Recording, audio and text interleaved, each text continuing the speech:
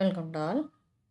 இப்போ இதில் பாருங்கள், சம் இஃப் மாதிரி சம் இஃப் இஸ் எப்படி யூஸ் பண்ணுறது அப்படின்னு பார்க்க போகிறோம்.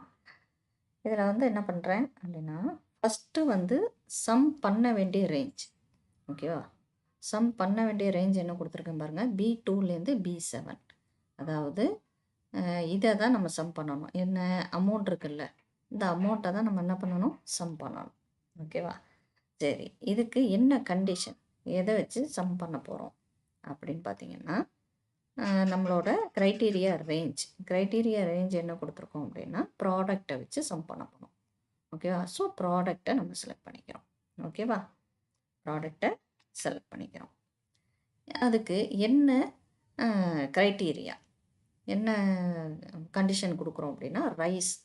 இதில் ரைஸு, சுகரு, ஆயில், இந்த மாதிரி 3 ஐட்டம் இருக்குது. எனக்கு தேவை ரைஸ் மட்டும். ஸோ அந்த ரைஸ் ப்ராடக்ட்டு அதை நான் டைப் பண்ணிக்கிறேன். அதுதான் என்னோடய க்ரைட்டீரியா.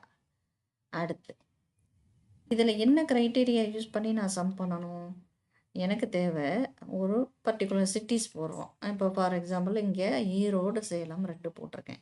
ஓகேவா? இப்போ ரைஸ் வந்து ஈரோட்லேருந்தும் இருக்குது, அதே சமயம் அதே ரைஸ் வந்து சேலம்லேருந்தும் கிடைக்கிதுன்னு வச்சுக்கோங்க. இப்போ 2லேருந்துமே நமக்கு வந்துட்டுருக்கு. அப்போது எனக்கு தேவை என்னென்னா, ஈரோட்டில் உள்ளது மட்டும் எனக்கு தேவை. ஓகேவா? ப்ராடக்ட் எங்கேருந்து வருது, சிட்டி பார்த்தீங்கன்னா ஈரோடும் காமிக்குது, சேலமும் காமிக்குது. பட் எனக்கு தேவை ஒரு பர்டிகுலர் சிட்டி, என்ன, ஈரோடு. அப்போ நான் என்ன பண்ணியிருக்கேன், இப்போ ஈரோடு அப்படின்னு டைப் பண்ணிட்டேன். ஓகேவா? அப்படி பார்த்தா அதோட டோட்டல்னு பார்த்தா ரைஸு ஈரோட்லேருந்து வருது, அதோட அமௌண்ட் பார்த்தா 100.